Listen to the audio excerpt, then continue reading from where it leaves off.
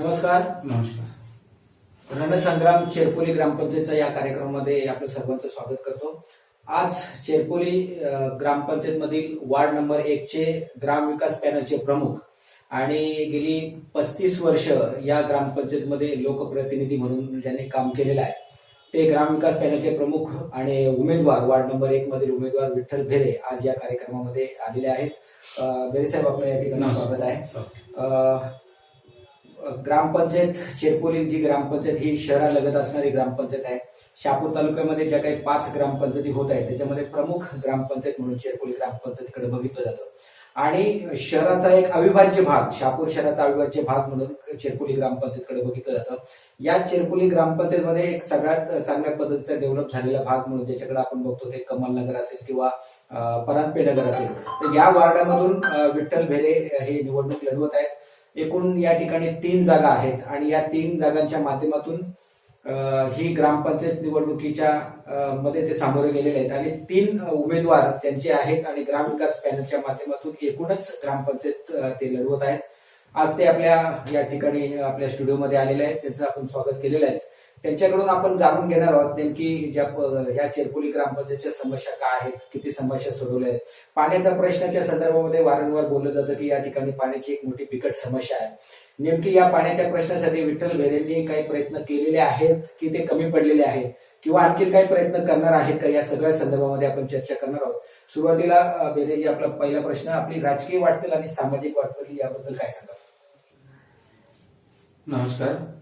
माझी सामाजिक वाटचाल जी झाली ती माझे काका विष्णुहरी भेरे यांच्यापासूनच झाली. पूर्वीपासूनच आमचं घराणं जे आहे ते सामाजिक क्षेत्रात सगळ्यात अग्रेसर असे पुढे राहायचे. काका बरेच जवळ 19-20 वर्ष काका सरपंच होते. मोठे भाऊ 7 वर्ष सरपंच होते आणि त्याच्यानंतर मग तिथून पुढची वाटचाल माझी ती चालू झाली. अच्छा, राजकीय एंट्री कधी झाली, म्हणजे काय पहिल्यांदा काय कुठली निवडणूक लढवली? नाही, पहिल्यांदा त्याच्यानंतर मी ग्रामपंचायत निवडणूक लढवली आणि माझं पहिला मतदान म्हणजे पहिली माझी एंट्री. अच्छा, हा, म्हणजे मतदानाचा अधिकार आला आणि तुम्ही स्वतः उमेदवार. अच्छा अच्छा. आणि आपण किती वेळा सदस्य आणि उपसरपंच वगैरे तुम्ही झालात?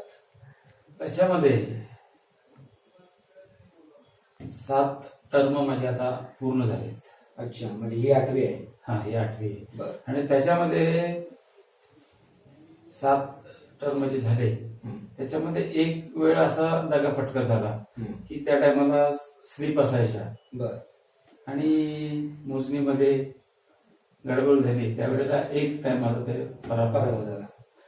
नाहीतर पहिल्यांदा तुम्ही जिंकली का? पहिल्यांदा जिंकली आणि त्याच्यानंतर दुसऱ्यांदा माझा विषय याच्यामध्ये जसं पुढे माझं कार्य लोकांना आवडत गेला आणि त्यानंतर मग लोकांच्या मनामध्ये बसलं, तिथून मला कधीच मागे फिरायला किंवा मागे बघायला लागलं नाही. अच्छा, बरं. सदस्य झालात, मग सरपंच उपसरपंच पद काही तुम्ही घेतलं, भोगलं होतं? शेवटचं तर ज्या वेळेला मी माझा काउंटिंगच्या वेळेला एक घात झाला की मोजणीच्या वेळेला नवीनच होतो, त्याच्यामुळे अनुभव पण त्या टायमाला नवीन होता आणि ते शेवटचा ओबीसीचा सरपंच पद होता आणि त्याच्यानंतर आरक्षण आल्या कारणाने 100% राखीव झाला आणि मग उपसरपंच शिवाय पर्याय नव्हता. तसं बघायला गेलं तर या ठिकाणी ओबीसीची बहुजन समाजाची संख्या ही फार मोठ्या प्रमाणात आहे, 65% पुढे आहे. बरोबर. परंतु आता तो निर्णय जो लादला गेला तो आता आपण शेवटी मान्य केला, करावा लागला. बरोबर. तुम्ही उपसरपंच तरी झाले होते का? उपसरपंच दुसऱ्या झालो. बरं. किती वेळा झालं उपसरपंच? उपसरपंच आता मी जवळजवळ 5 वेळ झालो. 5 वेळा उपसरपंच झालं. 25 वर्ष. म्हणजे समजा जर आरक्षण जर झालं नसतं तर कदाचित उपसरपंचाचे सरपंच तुम्ही झाले असता. बरोबर. बरं, इतकी वर्ष आपण चेरपोली ग्रामपंचायतचे लोकप्रतिनिधी आहात. तुम्ही सांगता की 5 वेळा तुम्ही उपसरपंच सुद्धा झाले. एक वेळ सदस्य, एक वेळ प्रमुख. अच्छा. बरं, काय सांगता येईल ठळक अशी कोणती कामं आहेत की तुमच्या कारकिर्दीमध्ये झालेली आहेत? ह्याच्यात सांगण्यासारखं बराच काही. बरं. माझ्या काळात ज्या वेळेला मी उपसरपंच झालो त्यावेळेला सुरुवातीला लोकवस्ती काही एवढी नव्हती, एकदम म्हणजे चेरपोली गाव आणि बामणा आदिवासी पाडे हा. असंच परिसर होता. किंवा सुरुवात झाली होती त्यावेळेला या ठिकाणी की थोडीफार लोक शहराकडे येत होते. शहराकडे येण्याचा त्यांचा हे होता. आणि पंडित नाका हा परिसर हा. शेजारी त्या टायमाला अशी सुरुवात होण्याच्या याच्यावर होती. एक पासुपेढी म्हणून परांजपे नगरमध्ये पहिल्यांदा झाली. अच्छा. हा, पासू बिल्डिंग पासून सुरुवात. तर ती जी सुरुवात झाली त्याच्यानंतर त्यावेळेला का पाण्याचा असा काही आपल्याकडे स्कीम वगैरे कुठली नव्हती. बरं. परंतु एक बिल्डिंग झाल्यानंतर शहरात आलेल्या लोकांना नदीवर कपडे धुवायला जायचे बरोबर. किंवा विहिरीवर जायचं हो. किंवा पहिला मुद्दा म्हणजे इंग्लिश टॉयलेट आले किंवा टॉयलेट आले. आपल्याकडे सुरुवातीला तो विषय नव्हता खेड्यागावावरती. बरोबर. आणि मग ते जेव्हा आले तेव्हा पाण्याची समस्या पहिली भेडसावं लागली. बरोबर. कारण त्याला पाणी पण जास्त हा, लागतं. आणि पाण्याची समस्या जेव्हा भेडसावं लागली तर मग त्यावेळेचे आमचे मित्र म्हणजे आपले हे ग्रामसेवक बरं. एक पारडे व्यवसाय म्हणून होते, सुधाकर पारडे, आणि अतिशय चांगलं सहकार्य मित्रासारखंच राहणार. त्यावेळेला ग्रामपंचायतीला उत्पन्न हा विषय नव्हता, तर बाकीचा काय भ्रष्टाचाराचा तो विषय कधी आलाच नाही. आजपर्यंत चाही पिलो नाही. तर ते करत असताना स्वतः मेहनत करायचो. ग्रामसेवक जरी होता तोही स्वतः मेहनत करायचा. आमचा सरपंच रमेश गुंदे होता तोही मेहनत करायचा. मी स्वतः मेहनत करायचो. त्यावेळेला आम्ही एक असं तर्क केलं की लोक भाजीपाल्याला जे ऑइल इंजिन वापरतात, तर ऑइल इंजिन वापरून आम्ही प्लास्टिकची लाईन टाकली होती आपली पीव्हीसी. अच्छा. आणि त्या लाईनीतून त्या परिसरात 2 बिल्डिंग झाल्या होत्या, तिथं पाणी पहिल्यांदा दिलं. आणि त्याच्यावर आमच्या डोक्यात एक कल्पना आली की आपल्याला आता इथं वाढ होत चालली. बरोबर. शहरीकरण होत चाललंय. मग लक्षात आलं की आपल्याला आता विचार अशाच प्रकारची पाणी योजना नदीवरून करणं गरजेचं आहे. मग ते जलस्वराज्याच्या माध्यमातून उतरलं. पाणी योजना करायची म्हणून जलस्वराज्याची असा विषय नव्हता, परंतु आपल्याकडचे सीओ साहेब शेलके साहेब म्हणून आपल्या स्थानिक इथले शहापूरचे रहिवासी होते, ऍडिशनल शिव होते. आणि त्याने ऍडिशनल शिव होते. त्यांनी चांगला प्रतिसाद दिला या ठिकाणी. आणि त्यावेळेला त्यांनी सांगितलं केंद्र सरकारच्याकडे पैसा भरपूर आहे या योजनेसाठी, तुम्ही पाहिजे तशी योजना आपल्याला करता येईल. परंतु लोकसंख्या फार कमी होती. आणि त्यावेळेला 15,000 किंवा 5,000 लोकसंख्येसाठी आपल्याला सुरुवातीला ही 15 वर्ष आणि 5,000 लोकसंख्येसाठी बनवलेली योजना होती. परंतु ही योजना आपण ज्या टायमाला ती योजना बनत असताना ज्या अडचणी आल्या तर तुम्हाला आता सांगायला गेला तर मला वाटतं दिवस जाईल आता. म्हणजे 3 गावच्या पंचायतीतून ही लाईन मला आणायची होती. आणि अशा अवस्थेत जमिनीचा हे तर तुम्हाला माहिती असेल का कशा प्रकारे आणली असेल. ज्यांनी पाईप ठेवायला जागा दिली, ज्या वेळेला पाईप उचलायला गेलो त्या टायमाला मोठ्या प्रमाणात महिला आणि हे लोक दांडका वगैरे घेऊन आली. आणि अशा अवस्थेत बाबा आपण जलस्वराज्याची योजना आहे पण त्याच्यातून चेक शोप मिळवत नव्हतं. ह्या लोकांना आपण कसं काय त्याच्यात हे करणार. यांच्या जमिनीचा कसं त्यावेळेला तो विषय नव्हता, दानपत्रावरती कारभार चालायचा. आणि मग त्या टायमाला त्यांची समजूत म्हणून शेवटी अशा वेळेला मी खिशातून शेवटी हे कुठंतरी मिटावा, हा वाद नको, लोक दांडका घेऊन आला उद्या आपल्याला काही कमी जास्त झाला त्याच्यात काय आपण कुठं डगमगलो नाही किंवा भीती आपल्याला मनात वाटली नाही. पण प्रेमानं जे करता आलं ना त्याही वेळेला मी ते केलं. आणि पुन्हा फुलाची पाकळी अशा प्रकारचं त्यांचं समाधान मी माझ्या ह्याच्यातून केला. आणि मग ती पाणी योजना इथपर्यंत आणली. तर पाणी योजना आणत असताना त्याच्यात पुढे अजून आपल्याला अडचणी यायला लागल्या. टाकीची जागा पाहिजे, ती ग्रामपंचायतीच्या माध्यमातून एक आपला ओपन स्पेस होता कमल नगरचा, त्याच्यामध्ये घेतली.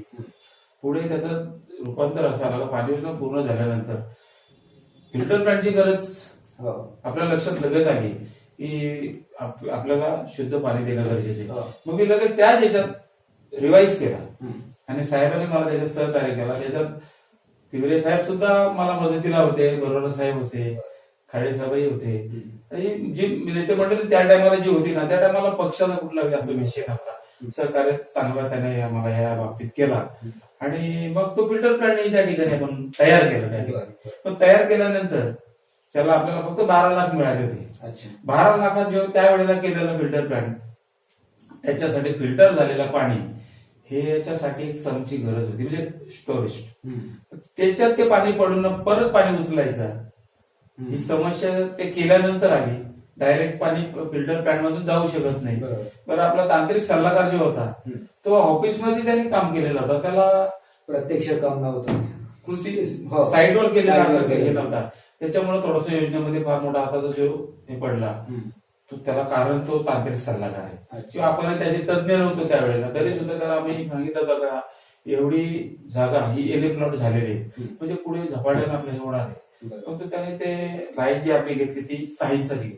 अच्छा. 6 इंचाची घेतली. त्याच्यानंतर हा प्रश्न आपला ज्या याचा होता फिल्टर प्लॅनचा, तो फिल्टर प्लॅन आजही तुम्हाला दाखवेल ते आहे. तोच फिल्टर प्लॅन आता 4 वेळ जर तुम्ही पाणी उचलून लोकांना द्यायला गेले तर ते तुमचे घरपट्टी आणि पाणीपट्टी याच्या व्यतिरिक्त आपल्याला दुसरा उत्पन्न नाही याच्यासाठी, आणि ते मग आपल्याला शक्यच होणार नाही. त्याच्यामुळे तो फिल्टर प्लॅन तो तसा राहिला. आणि त्याच्यानंतर मी लगेच त्याच्यावर हे फिल्टर प्लॅन झाला आणि माझी सत्ता गेली. त्याच्यानंतर गोरे साहेबांची पॅनलची सत्ता आली. सत्तेत बदल झाला. सत्तेत बदल झाल्यानंतर विषय असा आला की त्याच्यानंतर 5 वर्ष त्यांनी फिल्टर प्लॅनचा जो समची गरज होती ती काय त्यांनी झालं नाही. आणि मग परत आता हे मी 5 वर्ष माझ्या ताब्यात आला.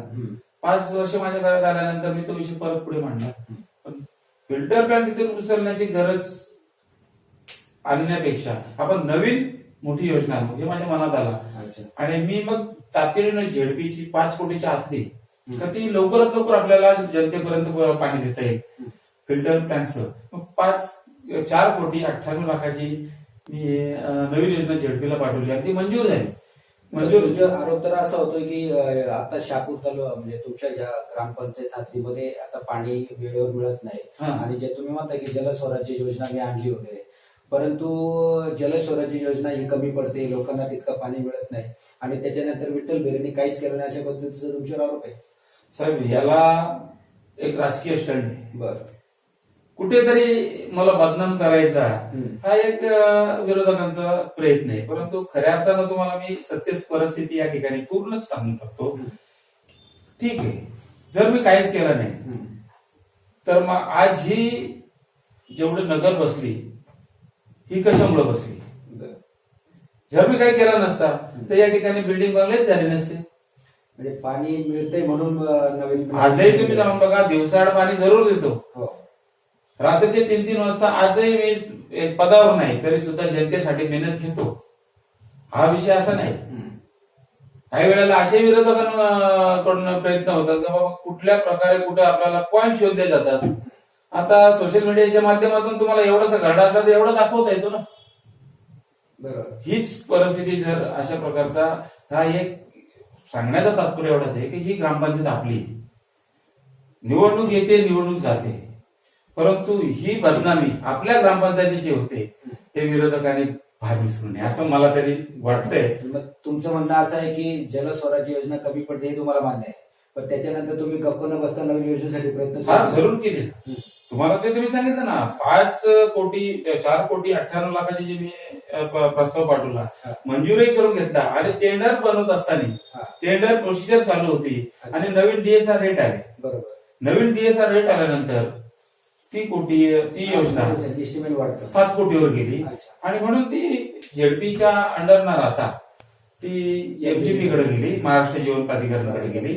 आणि मग त्याचा पाठपुरावा करायला मी परत सुरुवात केली. आमदार पांडुरंग बरोबरांच्या माध्यमातून, दिर्डे साहेबांच्या माध्यमातून त्याला मी 2-3 वेळ घेऊन गेलो. आणि मग त्यांनी असं एक हे केलं आपल्याला, माझ्याकडे सगळे फोटो आहेत त्याचे, की बाबा आम्ही झेडपीचा जो सर्वे तो आम्ही मान्य करत नाही. आम्हाला ते जसा तुमचा डॉक्टर असतो, बाबा ह्या डॉक्टरकडे तुम्ही ईसीजी केला किंवा एक्सरे काढले तर ते दुसरा हॉस्पिटल घेत नाही, त्यांनी त्याप्रमाणे हे सांगितलं मला की मग त्याच्यासाठी लवकरात लवकर आपल्याला करायचं तर काय करायला पाहिजे, तर मग प्रायव्हेट सर्व्हे केला. त्याचे फोटो सगळे माझ्याकडे आहेत.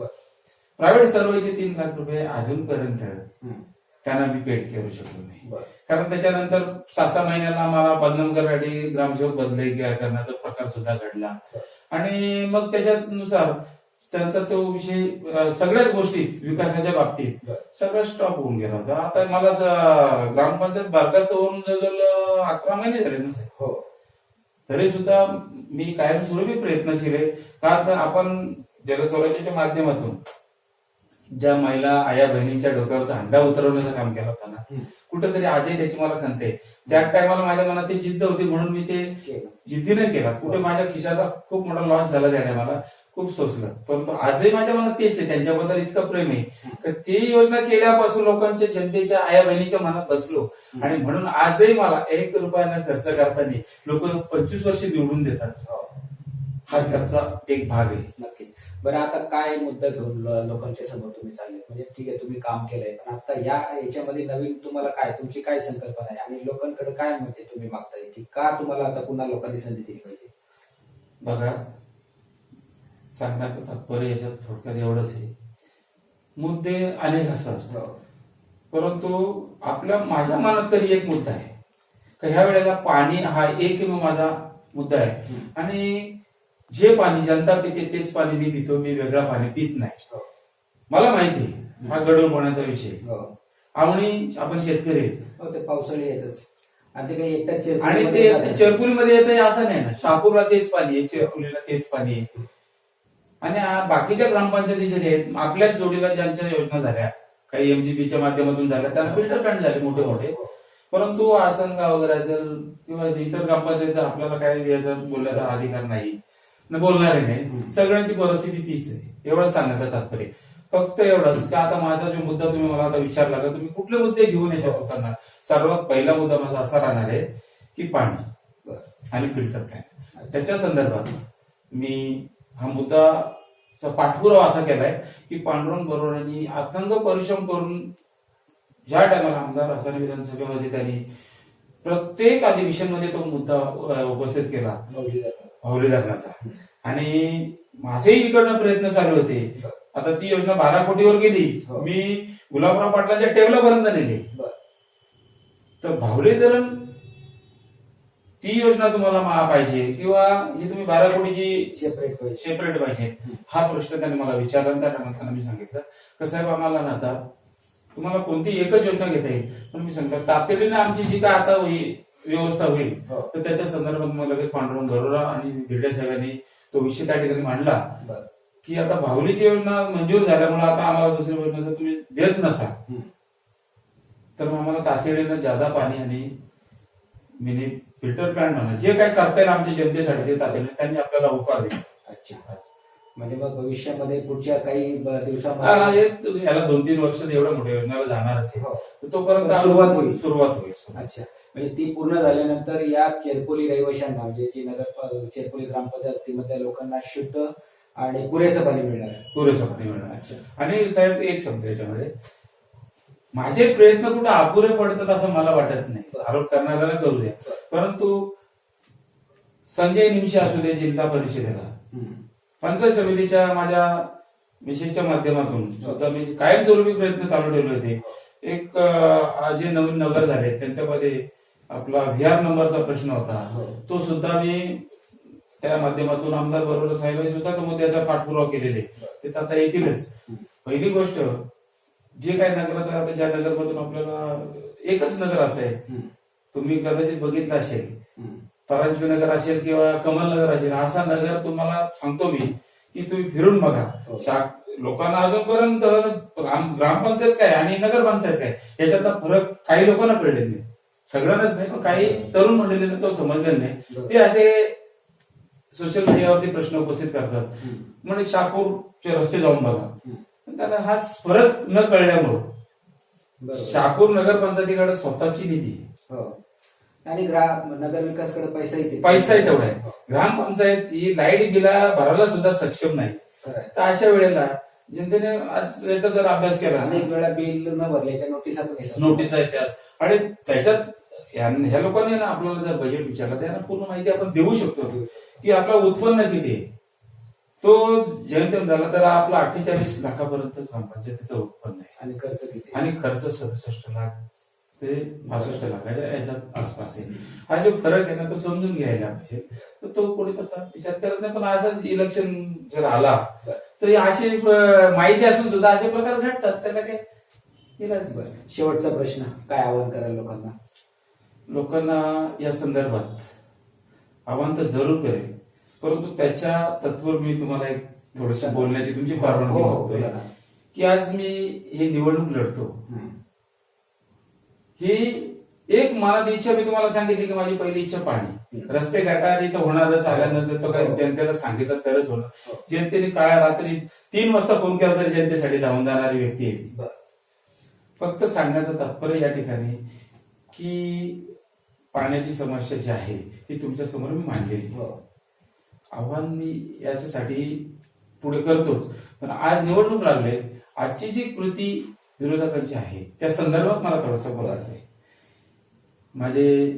माझा सुरुवातीपासूनचा स्वभाव हा जनतेला माहिती आहे, म्हणून जनता माझ्यावर प्रेम करते. आया बहिणी आज अशा प्रकारे माझ्यासाठी हे करतात की बाबा एक वेळ पाणी योजना भेरे साहेबांच्या हातातून पूर्ण होते.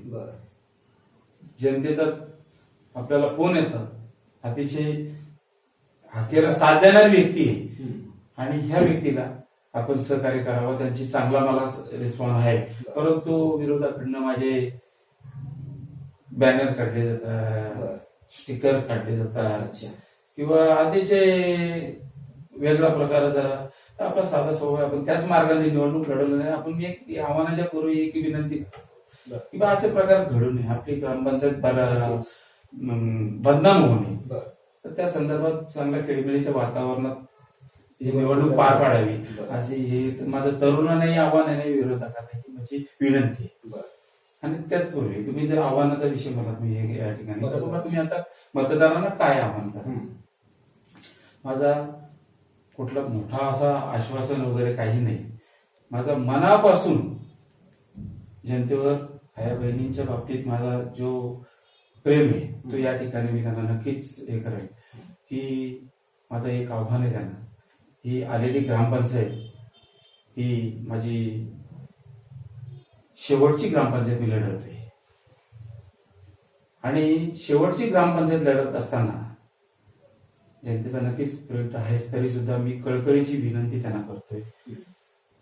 काम करत असताना चुक्या ह्या होतात, जो काम करतो त्याच्यात चुक्या होतात, जो कामच करत नाही त्याला चुकायचा प्रश्नच येत नाही. तर जर अशा माझ्या काही चुक्या झाल्या असतील तर मी माझ्या बंधू आणि भगिनींना विनंती करतो की मला तुम्ही माफ करा आणि ही शेवटची ग्रामपंचायतीची संधी मला तुम्ही भरघोस मताने विजयी करून परत तुमची सेवा करण्याची संधी द्या.